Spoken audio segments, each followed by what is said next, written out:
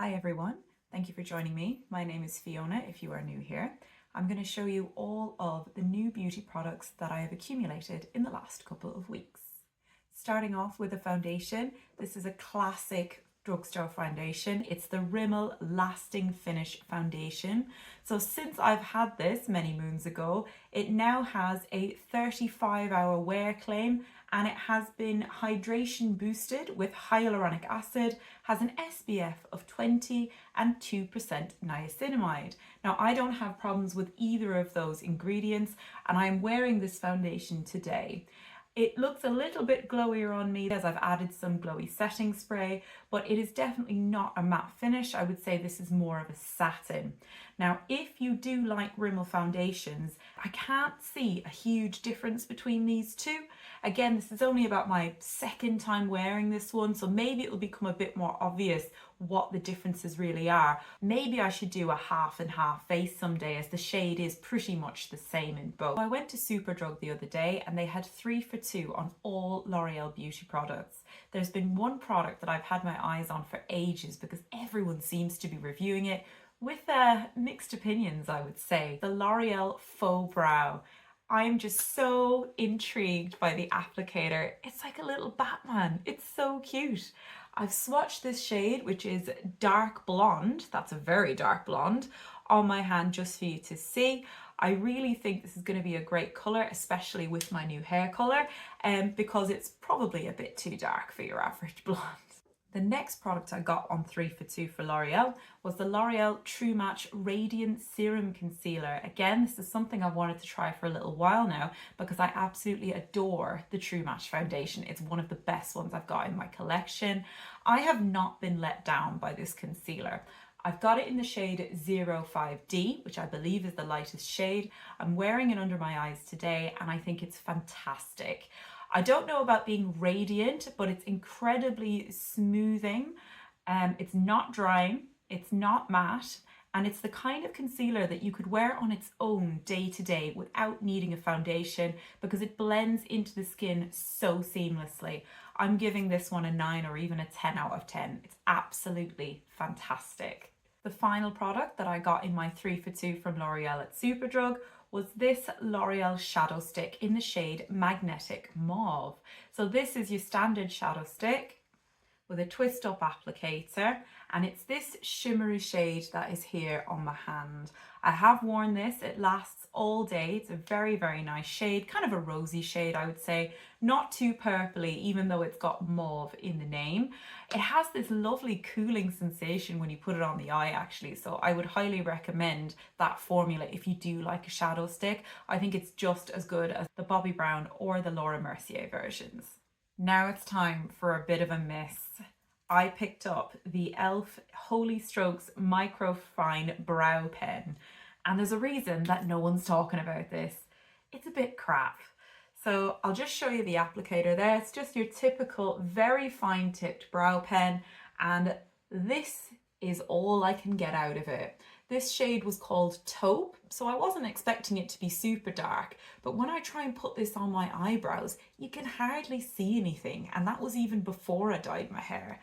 So yeah, this is a no from me. I'll keep storing it upside down to see if any more of the product drips into the nib, and maybe that will give it a bit more impact, but it's kind of £7 in the bin, to be honest. Really disappointed with that. My final brow pen, it's definitely enough, is the Rimmel Soft Brown Brow Pen Pro Micro 0.2mm tip.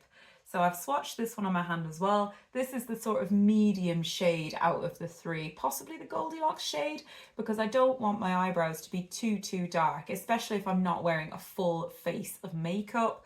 The applicator on this one is that sort of standard felt tip, but it's a bit stiffer and more resistant when you're pressing down, which I actually think might make it easier to use because it doesn't feel flimsy, like it's going to bounce all over the place. So yeah, I think this is actually quite a nice brow pen, to be honest. The next things I got were both from Wet n Wild, and they're 2 little eyeshadow palettes. Caramel Nicole has tagged me to do a drugstore makeup tag started by Jen Phelps, and I realised that I basically have no drugstore eyeshadows, which I feel terrible about. So I got this one in Comfort Zone, which has been around forever, And this one also, probably around even longer, walking on eggshells. I have such fond memories of watching creators like Emily Noel 83 talking about, in fact, raving about these sorts of eyeshadow palettes from an inexpensive brand called Wet n Wild. At that time, you couldn't even get Wet n Wild in UK and Ireland. We've had it now for some time and I just forgot to check them out. I've actually used Walking on Eggshells on my eyes today and I'm really happy with how it's turned out. So it's a big thumbs up so far from me on the Drugstore eyeshadow front. The next product I'm going to show you is another classic that's been around for a really long time. I don't know if they technically still sell this, but it's the Jaclyn Hill palette from Morphe. Now, this is my first ever Morphe product. I've never used anything from them before. I've always kind of been a bit about the brand, not really sure how I feel about it. However, if I was going to do drugstore eyeshadows, I think Morphe must be one of the most famous drugstore eyeshadow brands. This is what the palette looks like, and I picked this up on Vinted for £6. I couldn't say no. I just had to try it out. So this is not their new formula. This is their original formula. They came out with tons of these palettes, some with influencers collaborating and some without. But this is their traditional, I think this is like a £35 palette. And I can't wait to try that one out. I did do a few swatches on my arm. So you've got like a deep purple, a rusty cranberry, a matte warm brown, and this beautiful dark green shade. So far they look really good, but I'm interested to see how they're going to play on my eyes as well.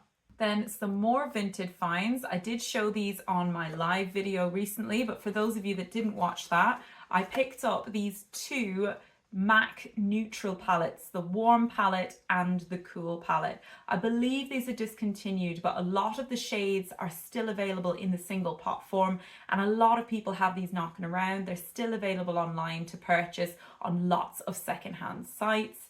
I can't wait to play around with these more. So far I've only used the cool one, which is what I used on my live, and I'm really excited to have these in my collection.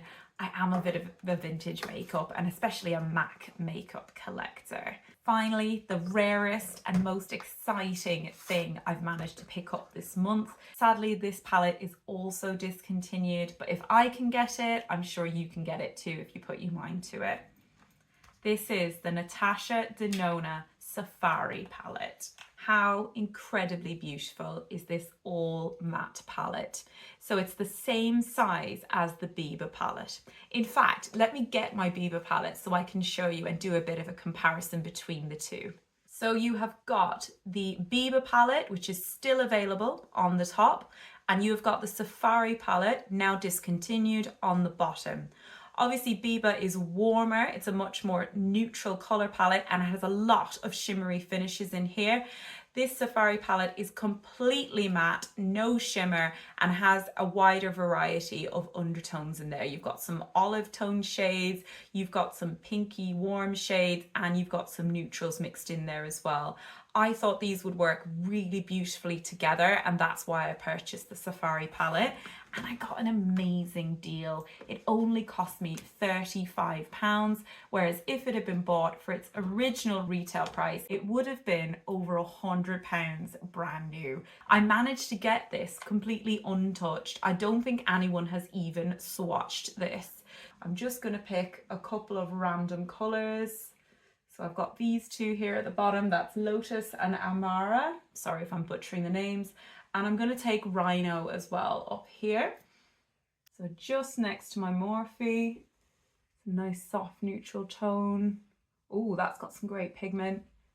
And then Rhino is there as well. There were mixed opinions on this palette when it was released, so I'm actually quite interested to see how it's going to perform. If you want to see how I get on with it, just let me know. I hope you've enjoyed this video. Thank you if you've made it this far.